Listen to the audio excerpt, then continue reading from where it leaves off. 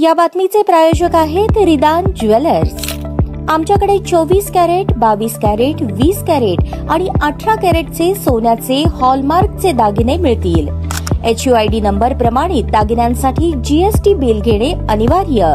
100% resale guarantee. इतकेच नव्हे तर प्रत्येक 10 ग्रॅम सोने खरेदीवर 10 ग्रॅम चांदीचे नाणे 20 जुलै 2024 पर्यंत अगदी मोफत। ग्राहकांसाठी विशेष रिदान गोल्ड योजना। ग्राहकांनी सलग 11 हप्ते भरल्यावर 12वा हप्ता आम्ही भरणार। त्याची रक्कम 1000च्या पुढे कितीही। मजुरीवर 50% सूट देखील मिळेल। पत्ता रिदान jewellers, 133 new तिरेगाव, Chandni Chowk, forest, Solapur. सोलापुरात अवैध धंद्यांचा सुळसुळाट चालू असून सभ्य नागरिकांना याचा हकनाक त्रास होत आहे।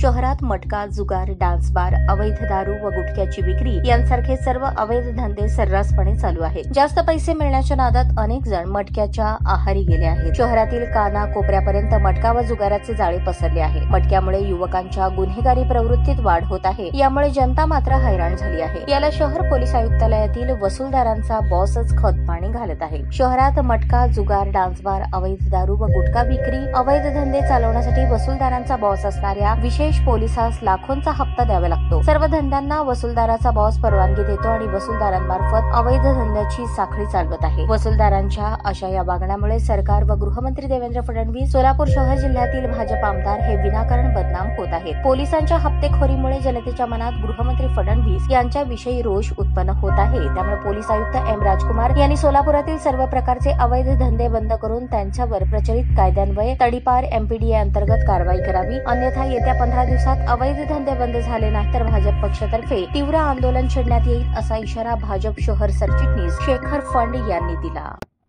सोलापूर शहरामध्ये 2 नंबर धंदा हा डोकं वर करत असल्या कारणाने भारतीय जनता पार्टीच्या वतीने सोलापूर शहर पोलीस आयुक्तालय यांना आज निवेदन देण्यात आलेलं आहे आणि सोलापूर शहरातील युवा पिढी, महिला वर्ग, गोरगरिबा जनता हे मटका, जुगार, डान्स बार याच्या आरी जाऊन मोठमोठे गुन्हे दाखल, त्यांच्यावर गुन्हेगारांची प्रवृत्ती त्यांच्या अंगामध्ये येत आहे।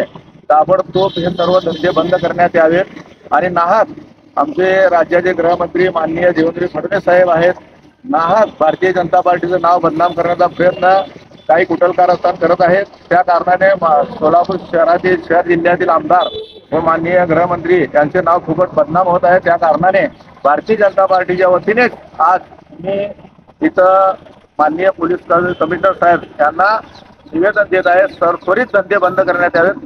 त्वरित 15 दिवसाची त्यांना मुदत आम्ही देत आहोत। तरी 15 दिवसात नाही बंद झाले तर भारतीय जनता पार्टीच्या वतीने आंदोलन करण्यात येईल। ताज्या बातम्या पाहण्यासाठी प्राईम महाराष्ट्र न्यूज चॅनलला सबस्क्राईब करा।